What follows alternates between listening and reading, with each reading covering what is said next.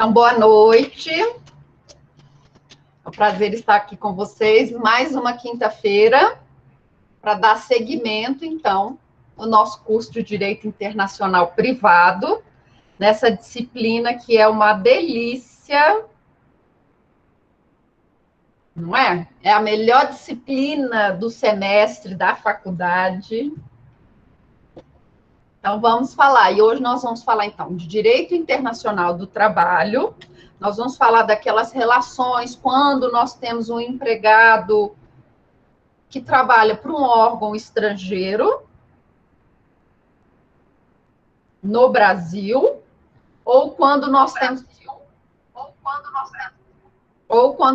por exemplo, um brasileiro que trabalha por um órgão com filial no Brasil, mas no exterior, ou naqueles casos em que a empresa pela qual o brasileiro trabalha, ela não tem nem filial no Brasil, nem relação nenhuma com o Brasil. E também vamos falar das relações consumeristas, ok? Direito do consumidor. Como funciona o direito do consumidor, por exemplo? Para você que está lá, entra lá no AliExpress, vê um negócio legal, você vê uma mesa, olha só, essa mesa está num preço bom. Aí, quando vem, chega a mesa para você, desse tamanhozinho. E aí, o que você faz? Tá bom? Então, hoje nós vamos falar sobre isso. Qualquer dúvida, vocês já sabem, pode perguntar. Tá bom? Vamos lá.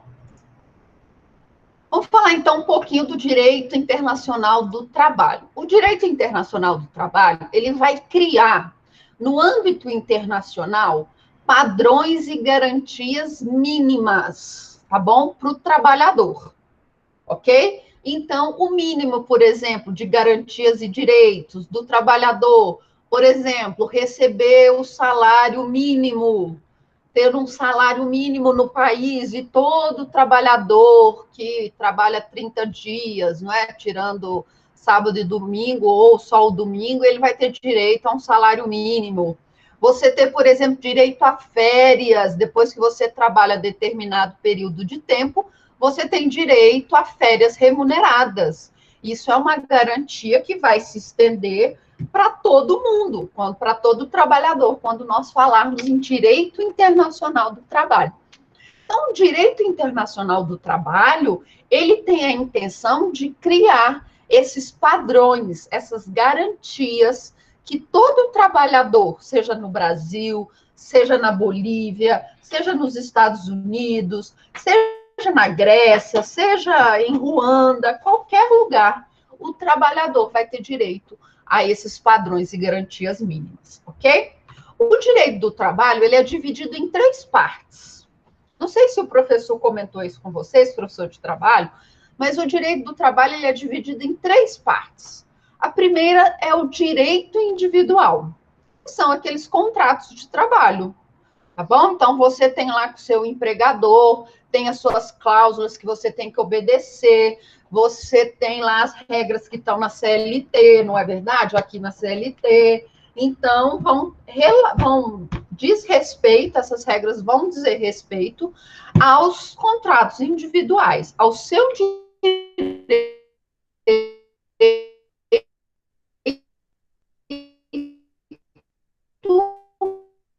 individual, organizações sindicais, que vai tratar das normas coletivas. Então, às vezes, você está numa categoria que tem normas coletivas, então é o direito coletivo do trabalho que vai reger aquela relação. Por exemplo, eu sou professora, tá?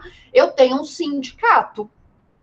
Apesar do sindicato ter seus problemas e tudo mais, eu tenho um sindicato, eu contribuo para o meu sindicato, ok? Eu contribuo para o meu sindicato, porque em algum momento ele vai ter que defender os meus interesses, e ele está defendendo meus interesses, por exemplo, agora na pandemia, ok? E eu tenho normas, então, que são decididas entre o sindicato e as instituições de ensino particulares, e eu obedeço a essas normas, beleza? Mas eu também tenho um contrato de trabalho com outro empregador, que é um contrato, por exemplo, individual, que eu presto serviço, eu tenho as cláusulas trabalhistas que eu preciso observar com relação às 48 horas semanais, às 44 horas semanais, tudo isso, ok? E nós vamos ter também o direito tutelar do trabalho. E é isso que o direito internacional do trabalho vai estudar, ele vai garantir, é esse direito tutelar do trabalho, que são essas normas de ordem pública que vão garantir a dignidade do trabalhador.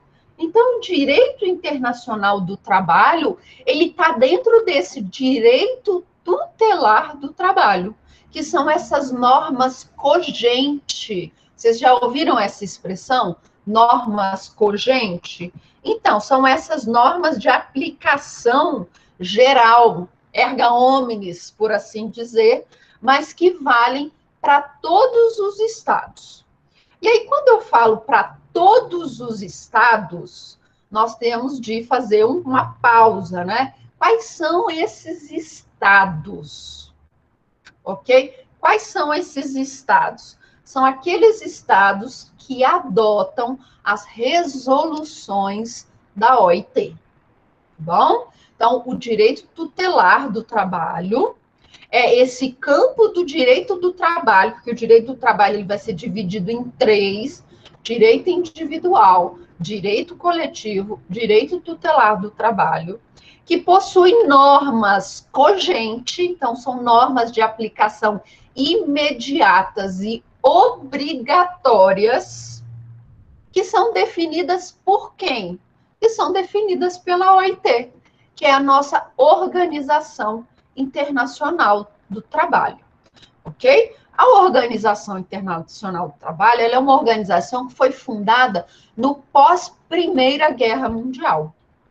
Então, nós vamos chegar, você sai lá do século XIX, tá? 1801 em diante, você vem num movimento de revoluções, ok? Revoluções, muitas delas não, quase todas elas motivadas pelo trabalhador. Então, você vai ter as revoluções de 1820, 1830, 1848, você vai ter depois, no início do século, a Revolução Mexicana, você vai ter a Revolução Soviética, tá? A Revolução de 1917. Então, você vai ter movimentos populares proporcionados aí pelos sindicatos, pelos trabalhadores, exigindo melhores qualidades de vida, melhores condições de trabalho. E com base nesse movimento pós-Primeira Guerra Mundial, nós vamos ter a criação da Organização Internacional do Trabalho.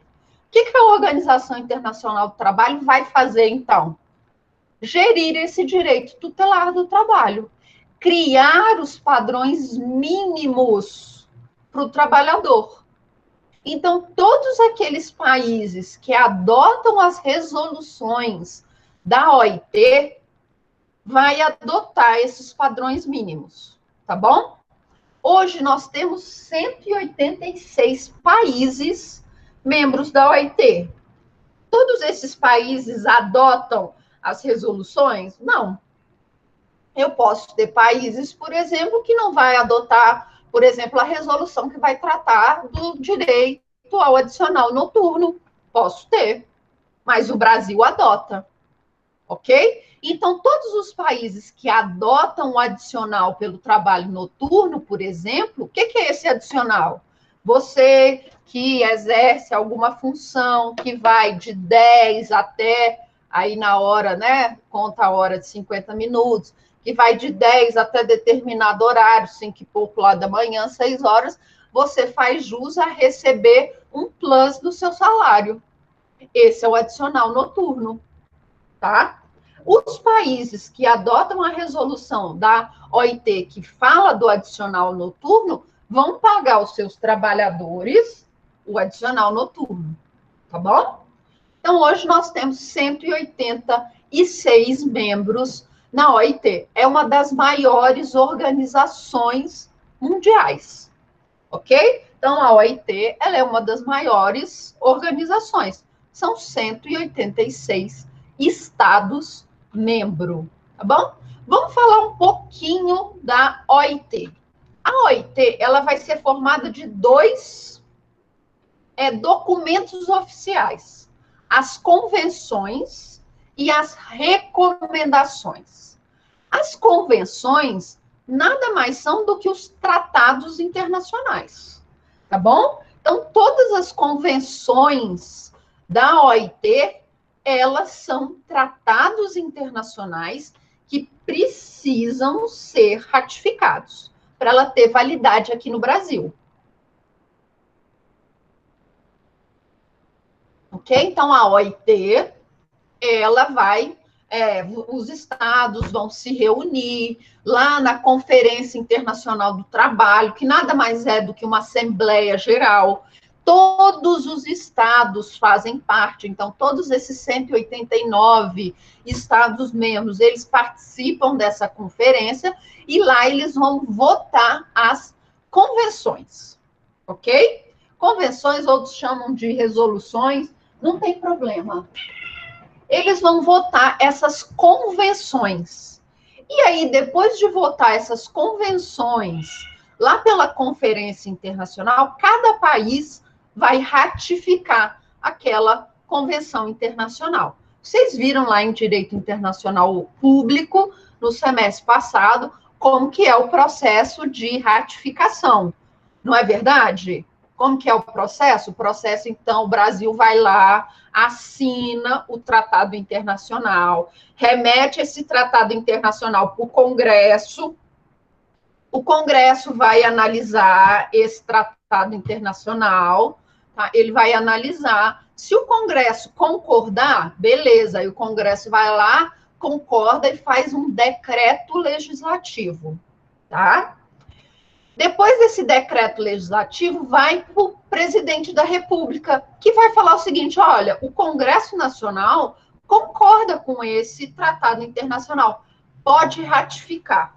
Aí é depois disso que o presidente da República vai ratificar. Então, ele vai fazer um decreto presidencial e mandar publicar aquele tratado internacional. Então, ele vai ganhar um número. Tá bom? Então, quando você for citar lá na sua monografia, você vai escrever Brasil, o ano da publicação, não é assim? E lá nas suas referências bibliográficas, você coloca Brasil, ponto, decreto número tal, tá, que ratifica a convenção número 169 da Organização Internacional do Trabalho. Bem bonitinho, tá bom? Então, as convenções da OIT, elas equivalem a esses tratados internacionais. Quais são as principais? Nós temos inúmeras, mas quais são as principais? Férias anuais remuneradas, tá bom? Então, a Convenção 132 vai falar dessas férias remuneradas, ok? A de 32, férias remuneradas. A de 38 vai falar da idade mínima para o trabalho. Aqui é para o trabalho mesmo, tá? Também vai determinar que crianças em determinada idade, elas podem atuar como aprendizes, ok? Ou estagiários, tá bom? Dependendo da situação, ok? Mas isso é para quê? Para evitar que crianças de 10, 11, menores ainda, sejam empregadas, porque criança tem que estar na escola, não é assim? 158, que vai falar da promoção e da proteção do emprego para evitar demissões injustificadas, evitar demissões por perseguição, às vezes com relação ao gênero, ok? A opção sexual.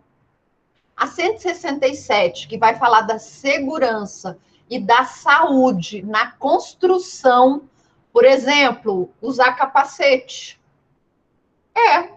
Sabia quando você vai numa construção, você tem que pôr o capacete para proteger sua cabeça? Isso é uma norma lá da OIT. Então, você tem de proteger o trabalhador que está na construção civil. A 169 vai falar dos povos indígenas e tribais, da relação de trabalho com essas comunidades, que os estados eles devem priorizar, ok? A manutenção qual é a palavra? Esqueci agora. A manutenção do estilo de vida dessas comunidades. E a 171, que é do trabalho noturno. Então, se você trabalha além do horário definido lá na CLT, você tem direito ao adicional noturno. E o que são as recomendações? Aí vai cair lá na sua prova, né?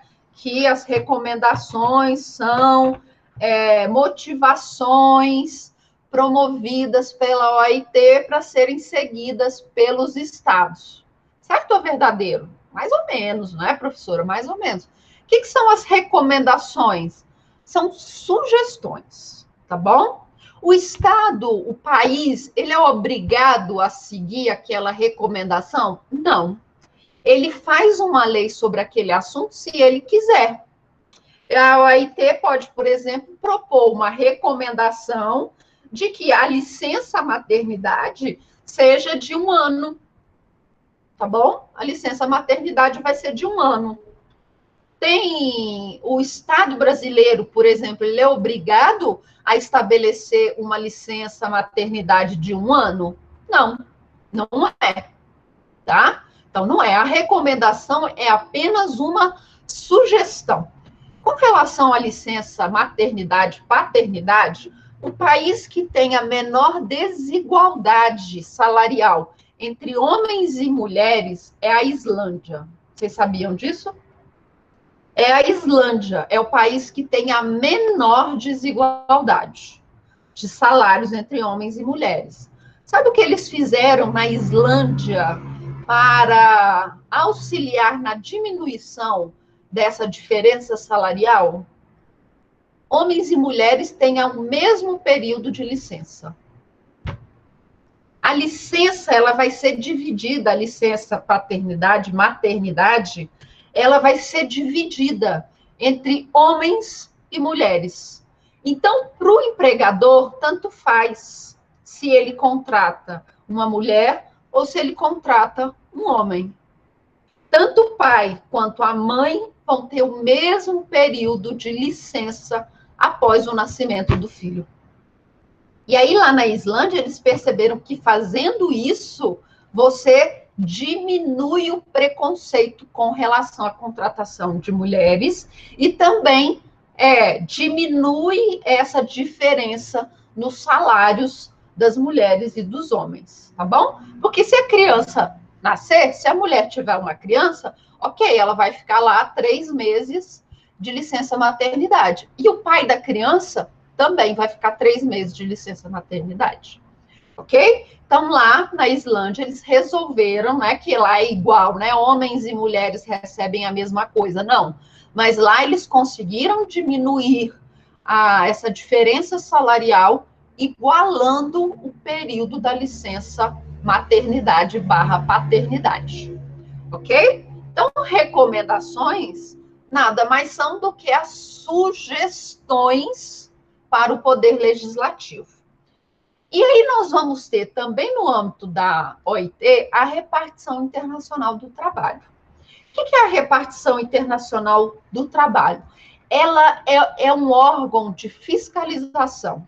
Então, digamos que os trabalhadores aqui do Brasil, eles estejam, sei lá, o governo, né, resolveu fazer aí uma reforma trabalhista e acabou com o adicional noturno, ok? Acabou com o adicional noturno, diz que o adicional noturno torna o serviço mais caro, então nós precisamos acabar com o adicional noturno. E então, os empregadores param de pagar o adicional noturno. Você pode fazer uma denúncia para a repartição internacional do trabalho, porque ela vai averiguar se aquele Estado estrangeiro ele está respeitando as regras da OIT que ele assinou e ratificou, ok? Então, a repartição internacional do trabalho, ela nada mais faz do que fiscaliza o cumprimento pelos estados daquela convenção, daquela resolução, ok? Alguma dúvida até aqui? Não? E no âmbito regional, o que nós temos de proteção ao trabalhador no âmbito regional? Nós temos a Organização Ibero-Americana de Seguridade Social, ela vai auxiliar e vai servir como um local de troca de experiências favoráveis com relação à Seguridade Social, ao INSS, por exemplo, ok? Ela vai auxiliar, então, os estados a criar mecanismos mais eficazes no âmbito da Seguridade Social. E aqui a Organização Ibero-Americana, ela é ibero-americana mesmo, e não só ibero-americana, ela vale para todos os países de língua portuguesa e língua espanhola, tá bom? Então, você vai ter países africanos, por exemplo, africanos e asiáticos, como Timor-Leste, como São Tomé e Príncipe, que vão aderir a essa Organização Ibero-Americana de Seguridade. E ali eles vão trocar figurinhas, ok? Olha, nós fizemos esse tipo de sistema de informatização e funcionou, ok? O Brasil faz muito isso, ele compartilha tecnologias na área de informática para países mais pobres, isso tudo no âmbito da Organização Ibero-Americana, tá? Nós também temos acordos bilaterais relativos à previdência social. O que é isso? O Brasil ele fez acordos, por exemplo, com Cabo Verde, Portugal e Itália. O que é isso? Antes de viajar para algum desses países, você vai lá no Ministério da Saúde, ok? Vai lá no Ministério da Saúde e pede um documento, tá bom? Esse PB4 é um documento que vai falar o seguinte: olha, o fulano de tal, ele contribui para a Seguridade Social aqui no Brasil. Ele é empregado, ele contribui, aqui está o número do registro dele. Então, se você viajar para qualquer um desses países, seja Portugal, seja Itália ou Cabo Verde, você não paga o sistema de saúde público. Você vai pagar a mesma coisa que um nacional português, cabo-verdiano e italiano, tá bom? Então, você viaja com isso, você não precisa fazer um seguro de saúde, por exemplo. Se você vai para esses lugares, você faz esse documento lá no Ministério da Saúde, dizendo que você é contribuinte da Seguridade Social brasileira e você vai ser tratado da mesma forma que um nacional lá daqueles outros países. Isso também auxilia, caso você passe a trabalhar em determinado estado estrangeiro que tem esses acordos com o Brasil, porque significa que você também contribui para a previdência social naquele outro país, que você tem tantos anos de contribuição que vai ser abatido depois lá no estado estrangeiro, ok? Aqui no âmbito do Mercosul, o que nós temos? Nós temos o Acordo Multilateral de Seguridade Social, tá bom? Para que serve esse acordo multilateral de seguridade social? Para compensar os anos de trabalho no Brasil, por exemplo, com os anos de trabalho na Argentina.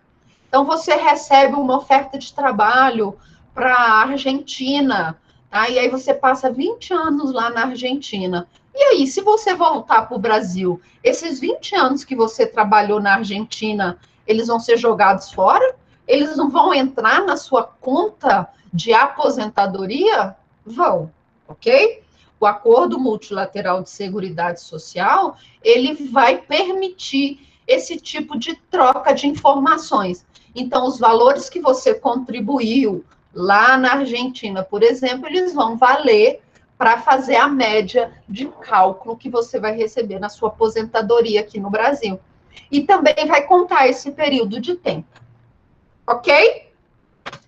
E com relação a um contrato individual de trabalho, como que vai valer o contrato individual de trabalho? Lembra que eu disse para vocês, lá nas primeiras aulas, quando eu estava falando de elementos de conexão, eu disse que tinha um elemento de conexão que não se aplicava àquelas partes mais vulneráveis, que era, por exemplo, eleição de foro e eleição de legislação. Por quê? Justamente porque nós temos uma parte vulnerável. Quem são as partes vulneráveis? O trabalhador e o consumidor.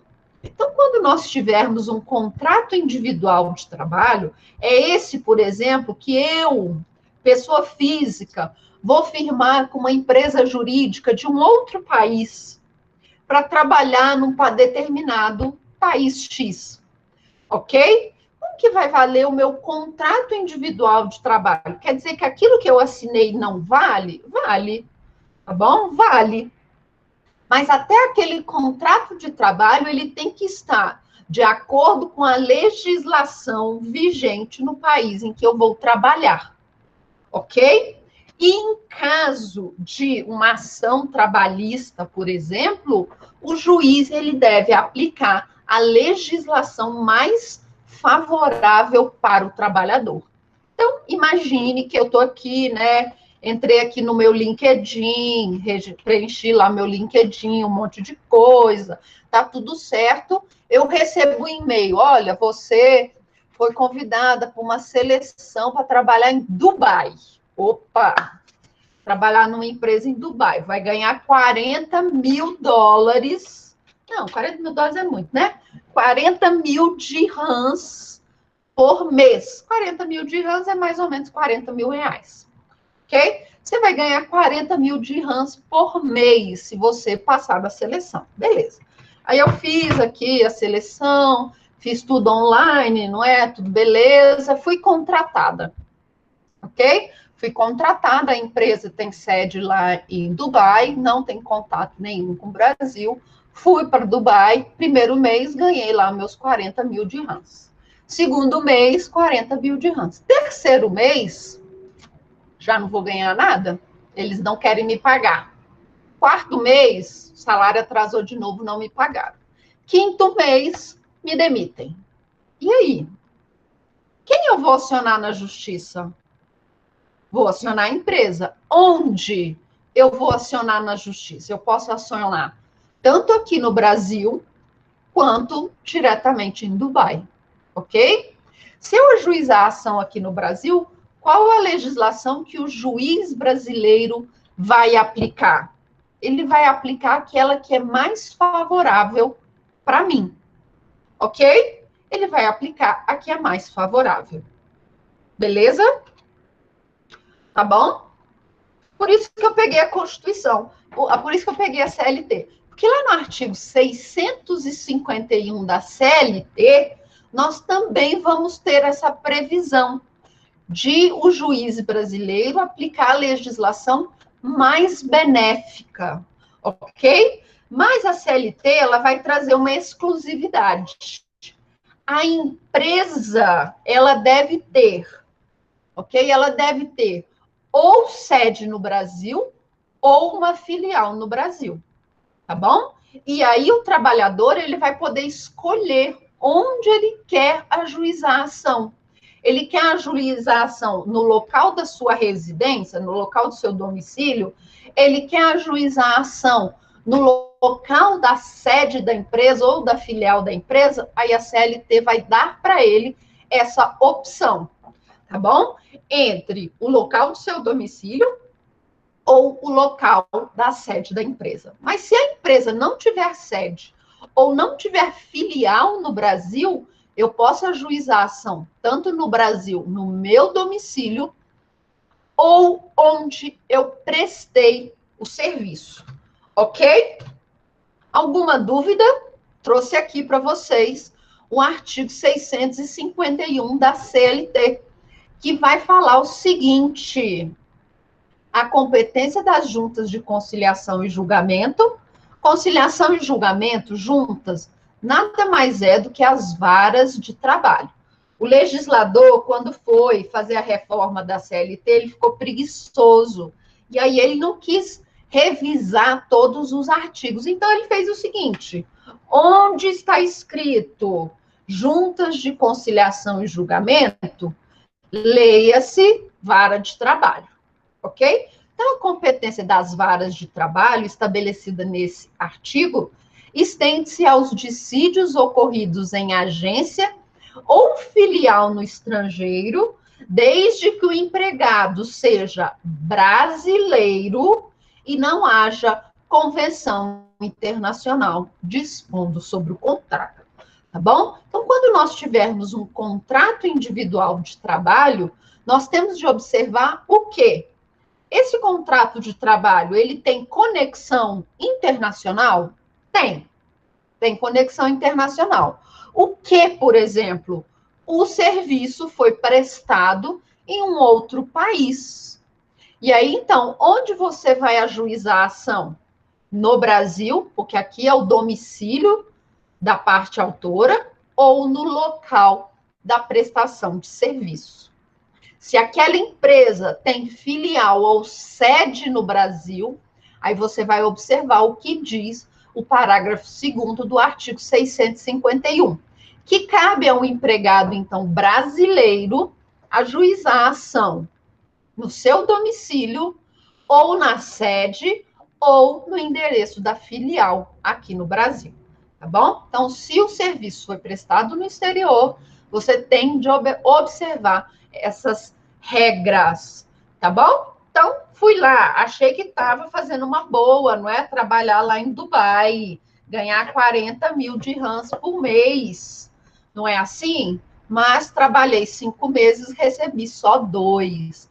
Vou ajuizar uma reclamação trabalhista para receber os valores devidos, tá bom? Então, ainda que o meu contrato de trabalho diga que eu só posso ajuizar a ação, o foro de eleição, por exemplo, é a China, ok? Essa vontade, essa autonomia de vontade, ela vai ser limitada. Por quê? Quem tem a maior força, tá, nessa relação de trabalho? Sou eu ou o meu empregador? Meu empregador.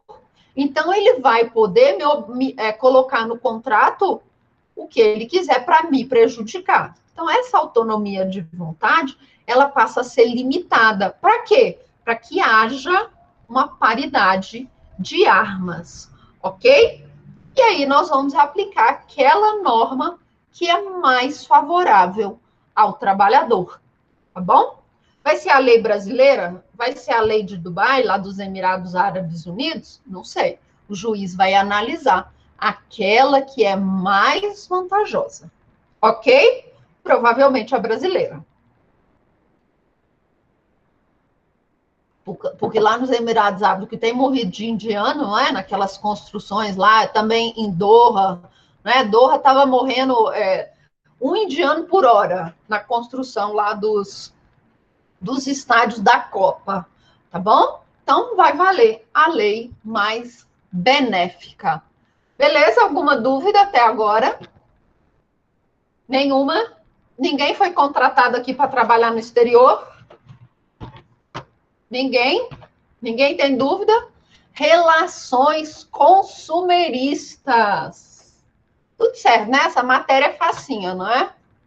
Aqui, mais uma vez, nós temos a parte mais vulnerável, consumidor, ok? Então, quando você entra lá no AliExpress, que você tem que se registrar, ele manda você aceitar aqueles termos, não é verdade?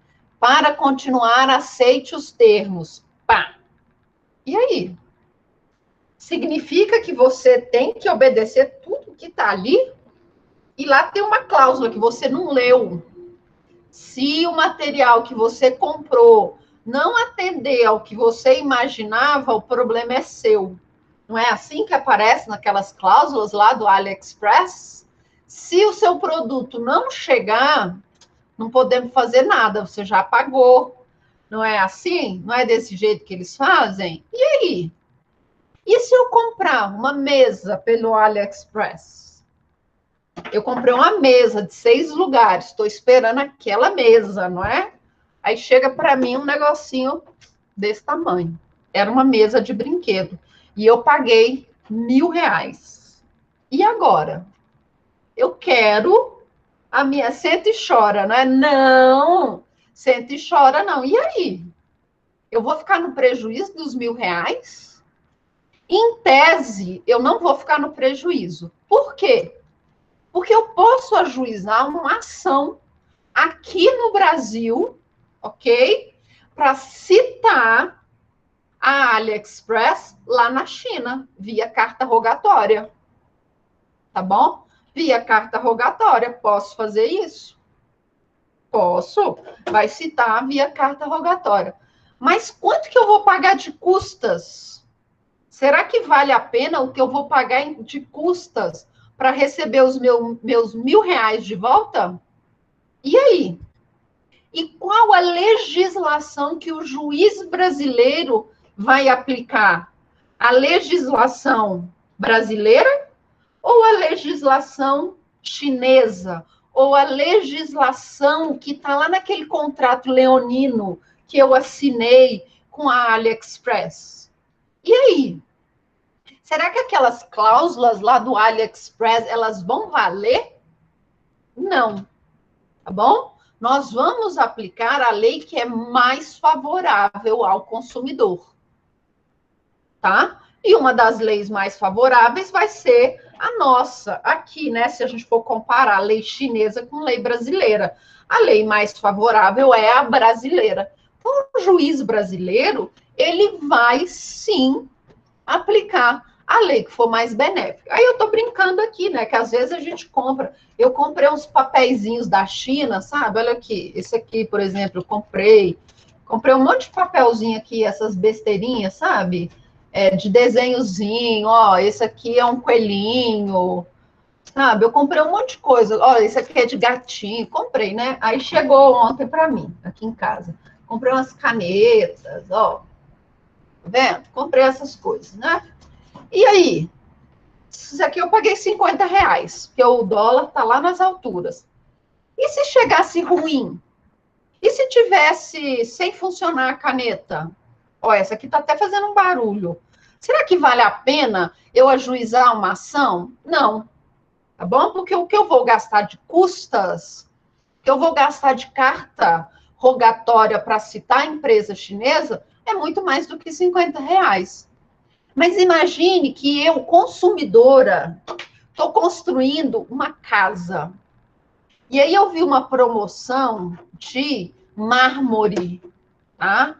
Mármore, Carrara, né? Acharam lá uma jazida de mármore lá na China, tá? Eu vou comprar dessa empresa chinesa para eu colocar na minha casa inteira mármore Carrara, tá? Vai até nas paredes da sala, parede de banheiro, eu vou fazer os móveis, vou fazer as bancadas de banheiro, tudo de mármore Carrara. Gastei R$ 100.000. Quando chega o bendito do móvel, do mármore Carrara aqui, era um azulejo fingindo que era Carrara. E aí? Eu sou consumidor final? Sou. Quanto que é o meu prejuízo? R$ 100.000. R$ 100.000 é pouco? Não, pelo menos para mim é muito. Pelo menos para mim é muito dinheiro. E aí? Será que vale a pena eu ajuizar uma ação para receber os meus valores de volta, os meus R$ 100.000? Vale.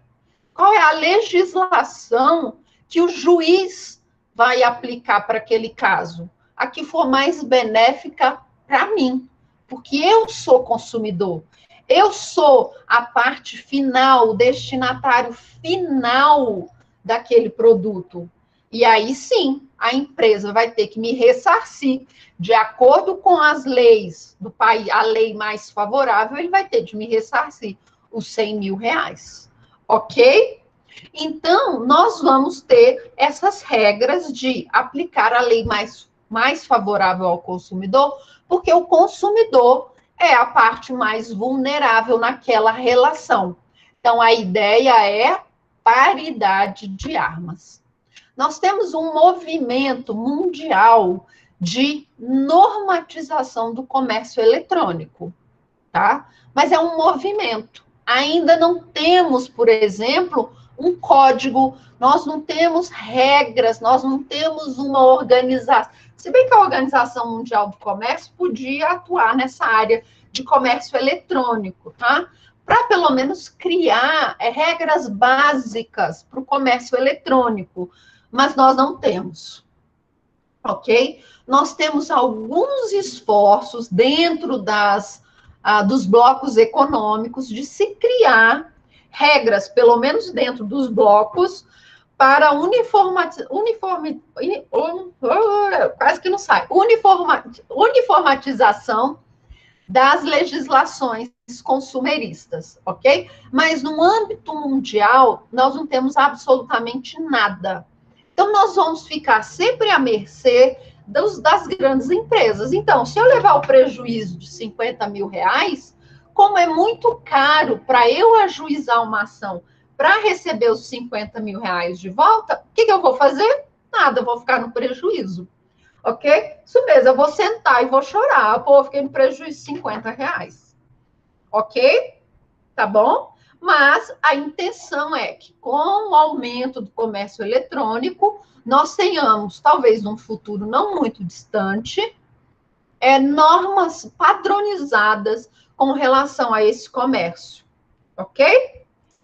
No âmbito da União Europeia, nós vamos ver a partir da aula que vem que a União Europeia é o nosso bloco econômico num estágio mais avançado.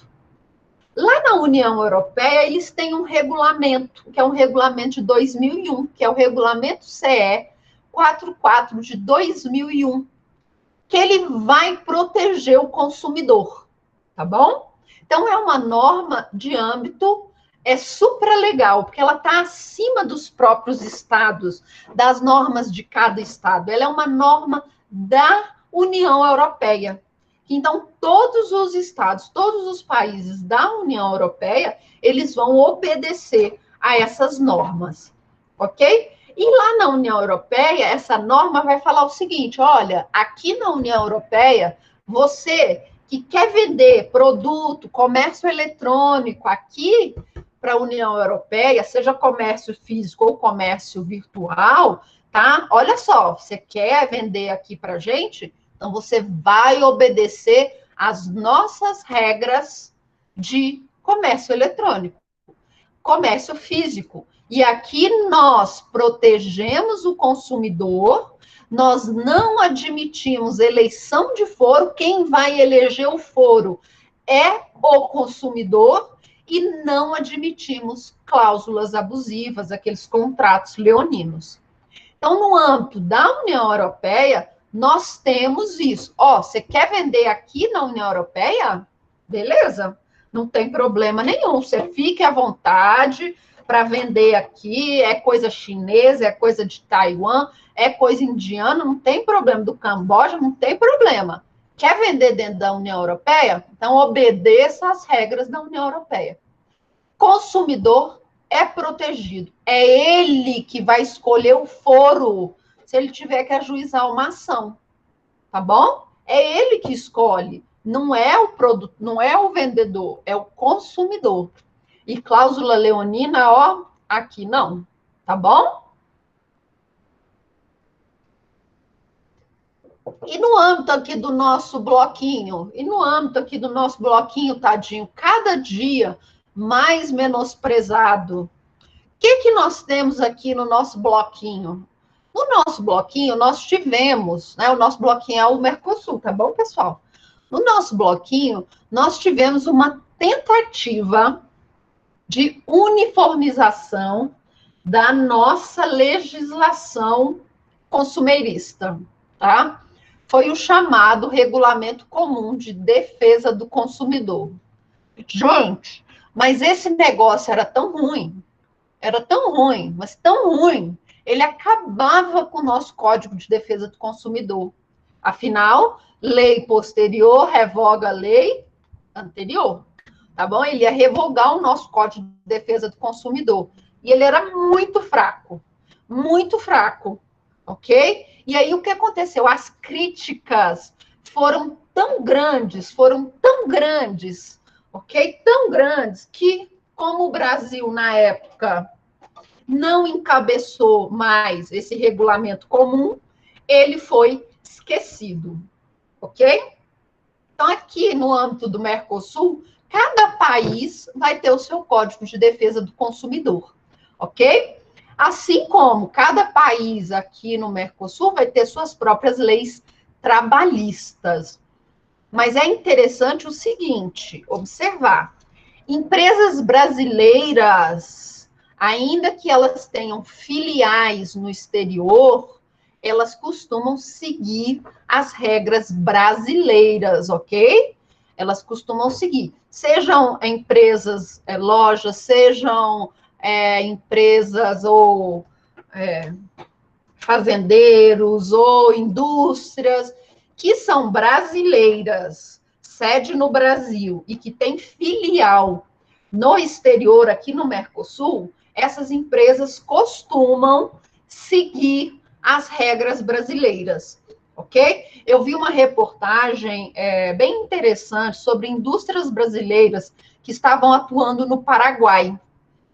E lá, os paraguaios, eles queriam trabalhar nas indústrias brasileiras, porque as indústrias brasileiras obedeciam às leis brasileiras, que lá no Paraguai não existiam algumas das leis que nós temos aqui no Brasil, ok? Então, que os paraguaios, eles preferiam trabalhar nas indústrias brasileiras que estavam no Paraguai do que nas próprias indústrias brasileiras, porque a nossa legislação, ela dá mais garantias ao trabalhador do que a legislação paraguaia, por exemplo, tá? Então, os paraguaios, eles ficavam assim, quando surgiu uma vaga numa indústria brasileira, era algo assim que eles faziam filas e filas para tentar conseguir um emprego, tá bom? Então, com relação a direito do consumidor, é isso que vocês têm que ter em mente, que vai valer sempre a legislação mais favorável ao consumidor, ok? Aqui nós não estamos falando de empresas e empresas, ok? Aqui nós estamos falando do destinatário final de determinado produto, aquele que nós chamamos mesmo de consumidor, está lá no artigo 2º do Código de Defesa do Consumidor, é aquele lá mesmo, é o consumidor, ok? Porque se nós tivermos, por exemplo, empresas comprando de outras empresas, não como consumidora final, nós vamos valer aquela regra da autonomia de vontades, vai valer a lei do local onde o contrato for assinado ou da eleição de foro, beleza? O nosso comércio eletrônico, ele não está normatizado, então nós não temos regras gerais para todos os países. Na União Europeia, nós temos uma legislação um pouco mais segura ao consumidor, e aqui no âmbito do Mercosul, cada estado tem sua própria legislação. Ok? Alguma dúvida, pessoal? É pouquinha coisa isso, não é? É bem pouquinho, não é? E aí, eu começo a falar dos nossos blocos regionais ou eu deixo para a próxima aula? E aí, vocês querem que eu comece blocos regionais? Eu deixo para a próxima aula?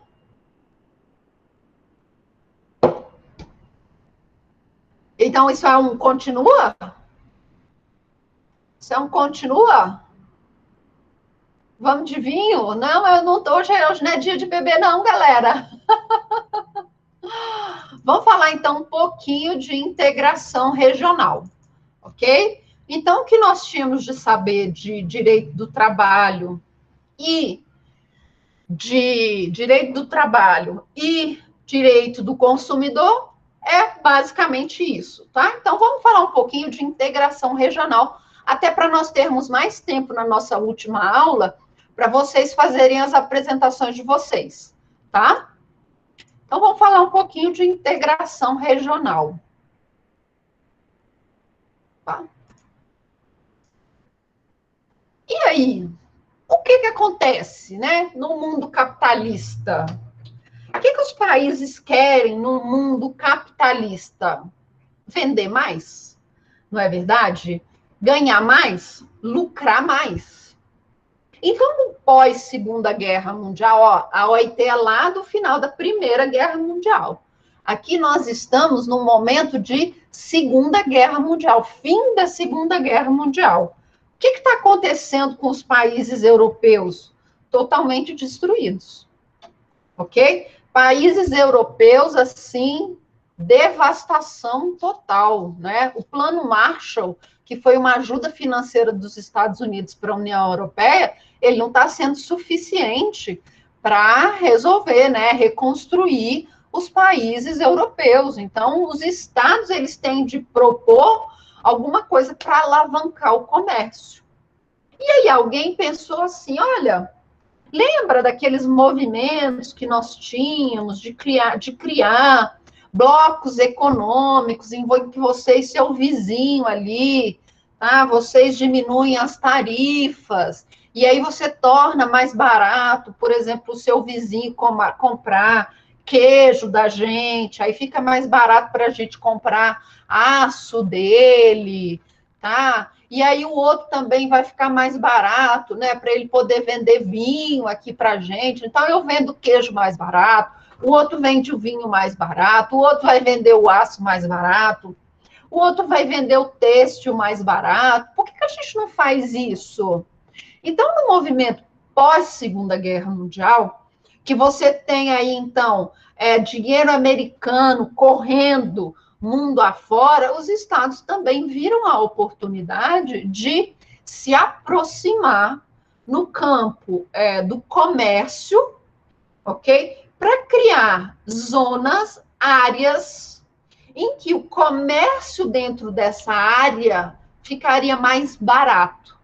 E aí surge, então, a ideia do nosso direito da integração regional, que nada mais é que um ramo do direito que vai tratar dessas relações entre os estados, tá bom? Na área econômica, então você vai reduzir tributos, você vai facilitar o escoamento da produção de determinado país, com o intuito de quê?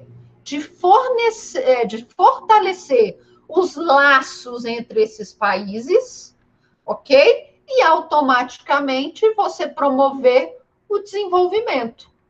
Então, imagina, aquele país é o meu principal parceiro comercial. Eu vou entrar em guerra com ele, com o meu principal parceiro comercial? E aí? Eu vou bombardear o país que está comprando automóvel aqui mais barato do meu país, que está gerando empregos aqui no meu país? Eu vou fazer isso? Não. Tá bom? Então, a ideia desse direito da integração regional é fortalecer os laços entre países próximos, ok? Por meio do comércio. Então, você vai fortalecer a amizade dos países e, ao mesmo tempo que você fortalece essa amizade, você desenvolve o comércio nessa região, ok? Isso é o direito da integração regional, tá bom? Quais são os nossos principais exemplos de integração regional? A União Europeia é o principal exemplo de integração regional. São vários países. É a região que levou a sério essa ideia de, tá vendo aquele ali? Aquele ali é meu inimigo. Mas eu não posso guerrear com esse meu inimigo de novo. Porque olha só, nós fizemos uma guerra, Olha o que aconteceu aqui. A guerra começou em 39, foi até 45. Olha a quantidade de gente que morreu. Olha como nossos países estão destruídos. Então, eu não posso mais ser inimigo daquele cara. Eu preciso ser amigo dele. E como é que eu vou ser amigo desse cara? Eu vou começar a comercializar. Eu vou criar um vínculo tão forte de comércio entre nós dois que, ó, nós nunca mais vamos querer nos separar. E da mesma forma que eu vou produzir e vender para ele mais barato, ele também vai produzir e vai vender mais barato para mim. Então, a chance que nós dois temos de crescer e nos desenvolver é grande. Então, a União Europeia é o nosso exemplo de integração regional, do fortalecimento dessas relações econômicas, tanto no âmbito econômico, começa pelo âmbito econômico, nós vamos ver, até chegar a um movimento de não existir mais fronteiras entre esses países. Qualquer trabalhador pode sair de um país e ir para o outro, que ele não vai ter problema nenhum em arrumar um emprego. Então, a União Europeia é o nosso exemplo de integração regional, ok? Mas nós também temos outros exemplos. Nós temos o Mercosul, que é um bloco regional voltado para as relações econômicas aqui na gente, né? Aqui do lado da gente, que inclui o Brasil, tá? Que inclui o Brasil. Brasil, aí nós temos os 4 países fundadores: Brasil, Argentina, Uruguai, Paraguai, tá bom? Aí depois nós tivemos o quê? A entrada da Venezuela aqui no Mercosul. E nós temos a Bolívia em fase de associação, ela já é país associado e já está em fase de adesão ao bloco, ok? É um bloco econômico que está aqui pertinho da gente. Nós também temos a Unasul, que também é um bloco aqui da América do Sul, mas que não vai só para o aspecto econômico. Na verdade, o Unasul é mais um bloco político, que também é uma vertente dessa integração regional. É você se tornar um bloco forte, uma região forte, para você poder negociar nos principais fóruns internacionais como um bloco, não apenas como um país. E também a ASEAN, que é um bloco lá da Ásia, ok? Ásia e Pacífico. Beleza? O que nós vamos ter na integração regional? Obrigatoriamente, 2 institutos. O Instituto da Supranacionalidade e da Intergovernabilidade. O que é a supranacionalidade? Quando nós falamos de integração regional, e nós vamos ver que a integração regional ela tem níveis. Conforme você vai subindo a escadinha, vamos admitindo, então, que essa integração ela vai se tornando mais interligada, não é? Então, conforme você vai subindo a escadinha, esse fortalecimento, esse emaranhamento, né, dos países vai aumentando. E vai chegar um momento em que você precisa criar normativas que estão acima das normas desse próprio país. Imaginem a ideia de Kelsen, né? Kelsen não fala em pirâmide, né? Kelsen vai falar lá em hierarquia. Nós que inventamos, né? Na hora de ler Kelsen, nós lemos, criamos lá uma palavra pirâmide, não é? Então, imagina aqui que eu tenho a pirâmide do Kelsen. Vou fazer aqui a pirâmide. Tá? O que está no topo da minha pirâmide? Professora, que dia vai ser a apresentação mesmo? 26. Imagina que eu tenho aqui a minha pirâmide do Kelsen, não é assim? Quem que está no topo da minha pirâmide? Quem está no topo da pirâmide? Constituição, não é verdade? Então, a Constituição, ela está lá no topo da minha pirâmide. Depois, o que, que nós temos? As leis, não é? As leis ordinárias. E o que está lá no fundo da minha pirâmide? Decretos, portarias. Não é assim? Não é desse jeito? Então, eu tenho aqui no topo a Constituição, aqui no meio eu tenho as leis ordinárias e aqui eu tenho as portarias. Quando nós falamos em integração regional, nós estamos falando no emaranhamento dessas normas.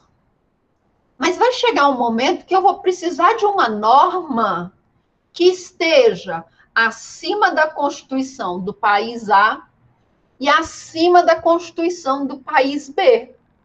E agora? Como que eu vou fazer isso? Como que eu vou fazer isso, gente? Como que eu vou ter uma norma que está acima da Constituição do meu país por meio da supralegalidade? Eu vou transferir, o país A vai transferir parcela da sua soberania para essa instituição que vai ser responsável por criar uma norma que está acima da nossa Constituição. Isso é supranacionalidade. E nós vamos ver a supranacionalidade muito presente na União Europeia, ok? Porque quanto mais alto no nosso estágio de integração regional, mais a ideia de país diminui e mais a ideia de uma organização surge. Tanto que, assim, quando você vai, por exemplo, Brasil, Mercosul vai fechar um acordo. Você não fala num acordo com França, Alemanha, Portugal e Espanha. Você fala um acordo com a União Europeia. Porque a União Europeia é esse órgão, essa instituição que está acima dos estados. E é essa organização que vai criar as normas que todos os países daquele bloco vão seguir. Eu continuo tendo a Constituição de Portugal, a Constituição da Espanha, mas agora, além dessa Constituição, eu tenho a Constituição da União Europeia, que vai falar ali quais são os direitos mínimos de todos os moradores daquela região. Tá bom? Então, quando nós falamos de integração regional, você tem de ter em mente a supranacionalidade, que nada mais é do que normas que vão estar acima da Constituição de cada país, instituições que vão estar acima dos países e que vão obrigar todos os países a cumprirem aquelas decisões e a intergovernabilidade, tá bom? A gestão daquele bloco é uma gestão comum, ok? Eu vou eleger quantas pessoas vão fazer parte daquele parlamento, e aquele parlamento vai decidir as normas para todo o bloco, tá bom? Então, nós temos na integração regional a ideia, então, da supranacionalidade, algo que está acima de cada país, de cada nação, e a ideia de que o governo, ele é comum, ele é feito pelos países em prol dos países, não é feito por um país em prol de um país, não é feito de um país em prol de país A ou de país B, é feito pelo grupo em prol do grupo. Beleza? os nossos principais blocos econômicos, ok? Esses são os nossos principais blocos, ok? Nós estamos aqui, ó, de verdinho, tá vendo que lindo? Que lindo! Lindo é o nosso verdinho aqui, o Mercosul. A Unasul, esse aqui, ó, América do Sul todinha. A Unasul é mais um bloco político do que um bloco econômico. Quem for falar de Unasul vai falar isso, tá bom? Nós temos o NAFTA aqui, ó, de azul, tá vendo? Ó, pega o México, isso aqui tudo é América do Norte, tá? México, Estados Unidos, Canadá, tá? Ok? CARICOM, aqui nós temos a ASEAN, tá? Aqui nós temos a União Europeia, aqui nós temos os blocos africanos, e tudo aqui da África também, a União Africana. Quem for falar da União Africana vai falar o que é a União Africana, ok? Aqui tem os blocos PIF, que chama, são os blocos aqui da Oceania, na verdade, a Austrália, aqui é Guiné-Bissau, que Guiné-Bissau? Não é Guiné-Bissau, não é? Esqueci agora esse país aqui. E a Nova Zelândia, ok? Guiné-Bissau está na África, tá? Ok? Então, esses são os principais blocos regionais, tá bom? E aqui vamos falar das etapas. Eu vou só começar as etapas da integração. Não vou falar muito, não. Etapas da integração regional. Lembra que eu disse para vocês que é uma escada? Cada degrau que eu subo dessa escada, eu vou me interligando mais, tá bom? Então, cada degrau é um momento em que eu me uno mais ao meu vizinho. A primeira etapa da integração regional é a zona de preferência tarifária. O que é a zona de preferência tarifária? Eu falo assim, ó, Argentina, tudo bem? Tudo bem, Brasil. Então, vamos formar uma zona de preferência tarifária? Vamos. O que nós vamos fazer mais barato, então? Aí o Brasil vai falar o seguinte, olha, aqui no Brasil, a gente produz muita cerveja. Aí na Argentina, vocês produzem muito vinho. Vamos baratear os impostos, as tarifas para o vinho e para a cerveja? Então, você me vende o vinho, eu vou abaixar a tarifa de importação do vinho, de 50% eu vou baixar para 20%, e você faz a mesma coisa com a cerveja. Então, você vai abaixar o imposto da cerveja de 50% para 20%. Beleza? Beleza. Então, vinho e cerveja vão ficar mais baratos. Não é assim? Isso é uma zona de preferência tarifária. Então, eu chego para o meu vizinho e falo, e aí, rapaz, beleza? Ó, eu produzo isso, você produz aquilo outro. Tá? Eu produzo cerveja, você produz vinho.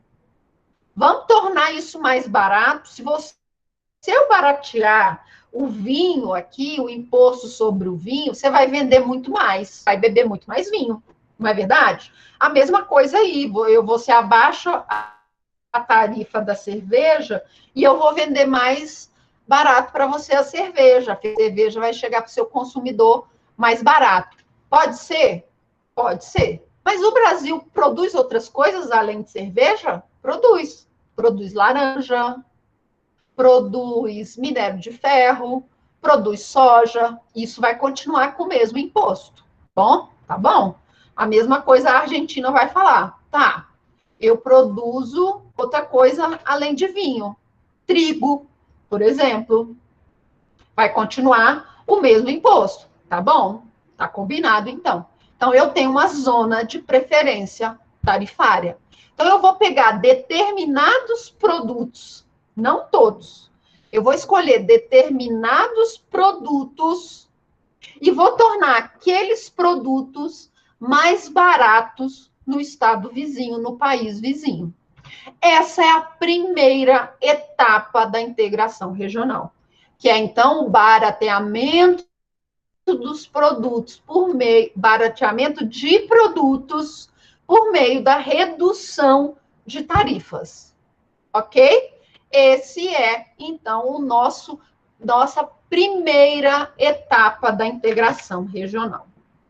Qual é a segunda etapa da integração regional?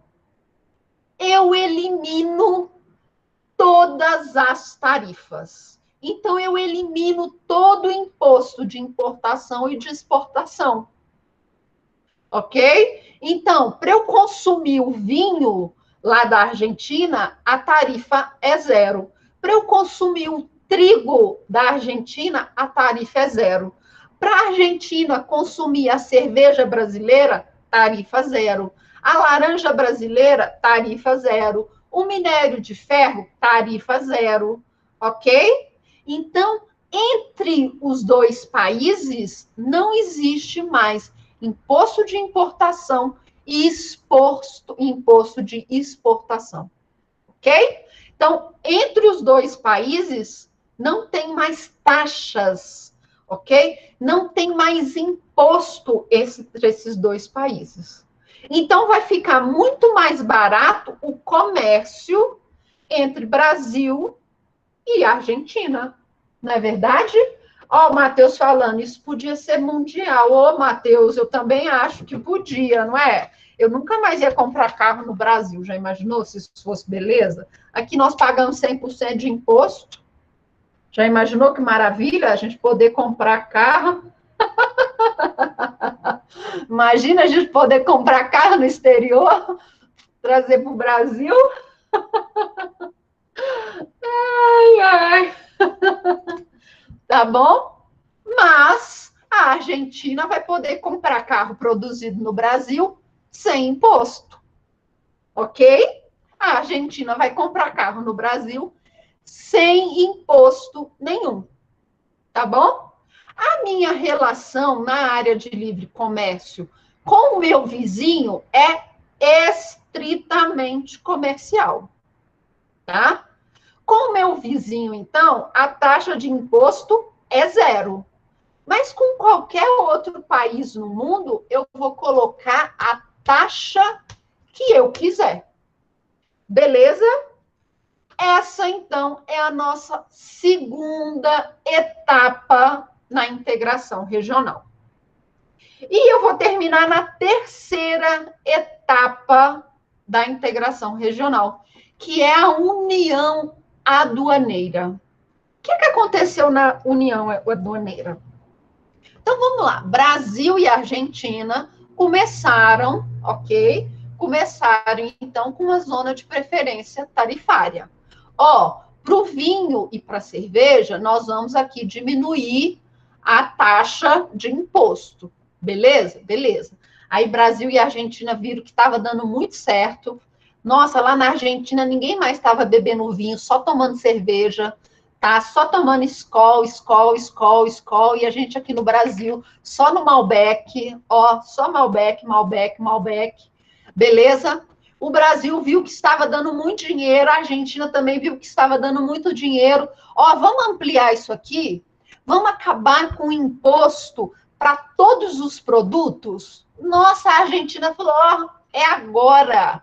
Tô doida para comprar carro brasileiro sem imposto, tá? Aqui todo mundo vai andar de carro brasileiro sem imposto. Beleza? Beleza. Aí agora a gente não está comprando, não é só Malbec, não, tá? É queijo, é trigo, sem imposto. Então, o pão, ó, o pão barateou. Beleza? Beleza. Aí Brasil olha para a Argentina e fala assim: pô, Argentina, nós parceirões aqui, não é? Amigo para todas a hora. Está na hora da gente subir um degrau a mais nessa escada. Vamos criar uma união aduaneira? O que é uma aduana? que é aduana, gente? O que é aduana? O que é uma aduana? Hein? Sabe a Receita Federal? Sabe quando você vai atravessar ali a ponte da boa, a ponte da amizade ali, Brasil e Paraguai? Sabe ali? Sabe a ponte, gente? É porque nós atravessamos a ponte, não é? A ponte ali, Brasil e Paraguai, ponte da amizade. Então, quando você vai ali para o Paraguai comprar umas muamba, tá? Quando você vai ali comprar, não tem um postinho de fiscalização da Receita Federal? E a Receita Federal olha assim para você, aponta o dedo para você lá no início da ponte. Você mal passou a cabeça assim, né? Mal passou a cabeça, a Receita já, o agente da Receita já está apontando o dedo para você, falando assim: aquele cara ali comprou mais do que a cota permitida. Aquilo ali é uma aduana. O que então é a união aduaneira? É acabar com a aduana. Não vai existir mais a aduana do Brasil e a aduana da Argentina. Agora é uma coisa só, tá bom? Nós já não temos tarifa entre Brasil e Argentina. Agora, a tarifa para outros países vai ser idêntica, tanto para o Brasil quanto para a Argentina. Vamos imaginar o seguinte: os Estados Unidos querem importar aqui para o Brasil, tá? Querem exportar aqui para o Brasil chip de celular, tá? Então, os Estados Unidos querem exportar aqui para o Brasil chip de celular. A taxa de imposto para o chip de celular, digamos que seja de 20% para o Brasil. Só que exportar para a Argentina o mesmo chip, a taxa lá para a Argentina é de 30%. Vocês acham que vale a pena exportar para quem? Para o Brasil ou para a Argentina? Se a taxa aqui do Brasil é de 20% e da Argentina é de 30%, onde vale mais a pena exportar? Para o Brasil, não é verdade? O imposto não é menor para o Brasil? Beleza. Mas quando nós falamos em uma união aduaneira, o imposto para exportar para o Brasil vai ser igual o imposto para exportar para a Argentina. Tá bom? Então, tanto faz se aquele país vizinho B, C, D vai exportar para o Brasil ou para a Argentina. Tanto faz se a Argentina vai vender trigo para o Paraguai ou se é o Brasil que vai vender trigo para o Paraguai. O imposto é o mesmo. Então, na união aduaneira, o comércio entre os países é livre e nós vamos ter uma tarifa externa comum. Então, todos os impostos externos, então, todos os impostos para exportar e os impostos para importar passam a ser idênticos, tá bom? É como se agora não importa se eu importo ou exporto para o Brasil ou se eu importo ou exporto para a Argentina. A tabela de imposto é idêntica. Então, no nosso terceiro degrau da integração regional, nós vamos ter a tarifa externa comum. Beleza, meninos? Alguma dúvida? Alguma dúvida? Zona de preferência tarifária. Eu escolho alguns produtos e barateio as tarifas. Na área de livre comércio, eu elimino as tarifas. Ok? Então, entre os estados, eu vou eliminar qualquer imposto de importação ou de exportação, e na União Aduaneira, eu vou criar uma tabela de imposto de importação e exportação idêntica para os dois países. Então, tanto faz se aquele suco de laranja que vem da China, o imposto é o mesmo, ok? Então, na União Aduaneira, eu vou ter a tarifa externa comum. Beleza, pessoal? Alguma dúvida? Então, na aula que vem, nós vamos terminar a integração, essas etapas. Nós vamos ver na prática essas etapas da integração. Nós vamos ver lá com a União Europeia, que é o nosso exemplo. Também vamos ver o Mercosul, tá? Aí nós fazemos isso na aula que vem. E na última aula, vocês apresentam. Combinado, pessoal? Matheus, Wesley, não esquece de me mandar um e-mail. Combinado, então? Um beijo para vocês.